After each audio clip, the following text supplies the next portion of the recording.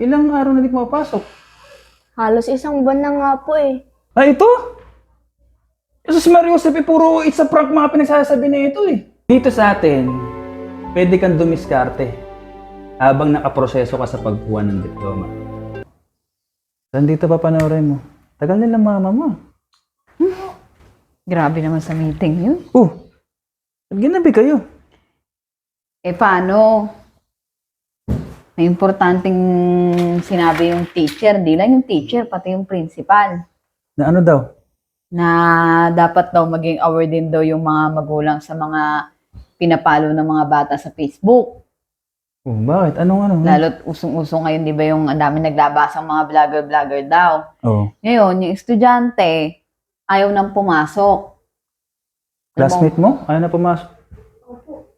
Alam mo kung bakit? Oh. Pinapollow daw kasi yung isang vlogger.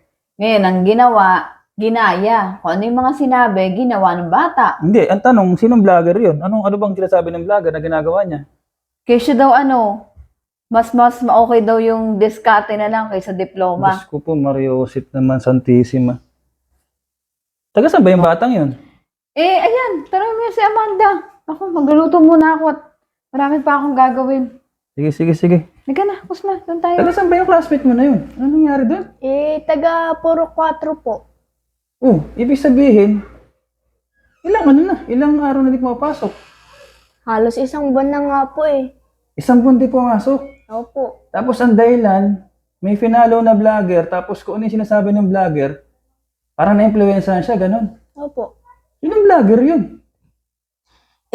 Frank po. Pati yung cellphone mo. Ito po. Ikaw, sino ba mga pinapalo mo? Yan sinasabi ko sa'yo. Kaya ako minsan, pagka nagsiselfone ka, inasaway kita agad lalo pag wala na sa oras eh. Prank me. Ito? Jesus Mario Josep, puro it's a prank mga pinagsasabi na ito eh. Wala namang katotohanan na pinagsasabi na ito. Mario Josep po. Ay nako. Mabait pa naman po siya sa akin, Papa. Tapos madalas po siya nag-open up sa akin. Yun na nga. Ito kasing kumag na to, sa totoo lang, hindi lang to nag-iisa eh. Ito anak ha, papayuhan kita bilang tatay mo. Okay? Yung mga ganyan kasing style, marketing strategy yan. Nung kapanahunan namin, teenager pa lang ako, wala pang social media, wala pang Facebook. Dati na yan ganyan, yung mga desperadong disente.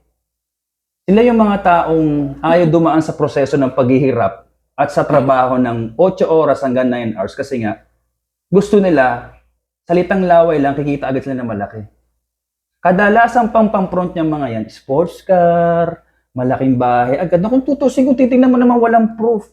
So parang pinapalabas nila na parang walang kwenta yung proseso ng trabaho ng gobyerno dito sa Pilipinas, kaya dapat angkilihin sila. Real talk yan. Ngayon, na may social media na, eto na sila ngayon. Ginamit na rin nila yung social media. Nalulungkot ako para sa classmate mo, pero para sa'yo ha, yung usapan kasi na yan, na diploma discard, sa totoo lang, dito sa Pilipinas anak, diploma talaga ang kailangan. Bibigyan ko example sa'yo. Ako bilang tatay mo kahit hindi ako tapos ng high school, mas naiisip ko ngayon na sana dati pala tinapos ko talaga yung pag-aaral. Kasi meron naman pampaaral yung magulang ko.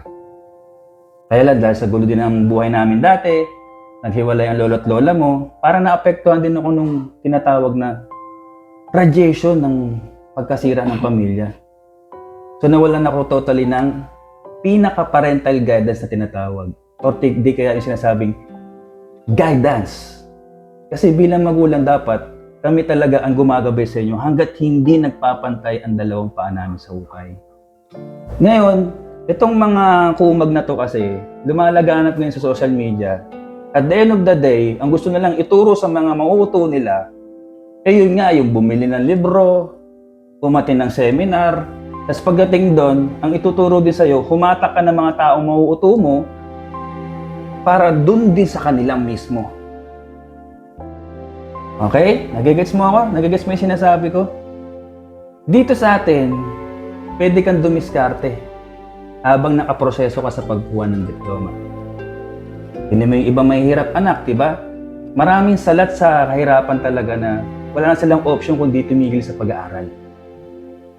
Pagka ganun ang buhay ng tao or ang buhay ng isang pamilya, possible, wala na silang ibang gagawin kundi dumiskarte sa buhay at maging magandang asal. Kaya nga minsan, yung iba talaga na mahihirap ang magulang at gustong ipagpatuloy ang pag-aaral, nagwo-working student sila. Maitapos lang nila yung pag-aaral at at the same time, makatulong sila sa pamilya nila pagdating ng araw. So, pwede ka dumiskarte habang kinukuha mo yung diploma. Pero yung titigil ka na may pampaaral sa'yo yung magulang mo dahil may napanood ko lang kumag na Franklin, it's a prank na yan, eh isang malaking kalukuhan yun. Ang target market ng mga yan, anak. Marami rin kasi talagang kapwa Pilipino na may pera, may pampuhunan na, ayaw pang maglaan ng pagod at tiyaga, dugot pawis, para kumita dahan-dahan. Meron talagang mga tao dito sa Pilipinas na kung tutuusin yun, 10,000, 20,000, pwede na pang umpisa para mabuhay sila. Pero dahil may mga ganito nga kulugo, talagang susuyurin, no? Lalo ngayon ng social media, yung makabingwit nga naman sila ng 1 hanggang 5 taong mauuto nila na mayroong patapong 20,000, pera yun. At nakakalungkot nga dito, mostly ang nabibiktima talaga kung sino pa yung walang-wala. Kung sino pa yung sobrang nangangailangan sa buhay, kung sino pa yung taong halos ipangutang lang, yung ilalaan dun sa panguuto nila, sila pa talaga yung nabibiktima ng mga to. At ang isa pang dahilan kung bakit marami nabibingwit tong mga to at marami nauuto, ang daming kapwa Pilipino na from mahirap gustong tumalon agad sa sobrang yaman. Walang ganun. Di sana kung ganyan lahat ng patakaran, di sana lahat na nag-networking. Hindi na lang nagtayo ng mga fast food, hindi na lang nagtayo ng hotel, hindi na lang nagtayo ng mga agency sa pag-ibang bansa. Sana hindi na lang nag-hire ng OFW. Kudyang pala asenso ang buong mundo. Papa, dumating pa nga po sa punto na lagi niya pong sinasabi na itong pag-aaral po namin baliwala lang. Kasi po, mas importante daw po ang diskarte. Mariusip, kawawang bata naman. Tagasan ba yun? Samahan mo kaya ako bukas. Kausapin natin. Sayang kasi kinabukasan niya eh. Itong kumag na it's a prank na to, hindi naman siya matutulungan yan eh. Sige po, Papa. Puntahan po natin bukas kasi naawa din po ako eh. Sige na, bihis ka na rin. Tulungan mo ni mama mo gain. Maawa naman yung bata na yun. Itong kulugo na to, ilang beses ko na rin to na prank. It's a prank lang to. Dapat to, nire-report to, minamass report to eh.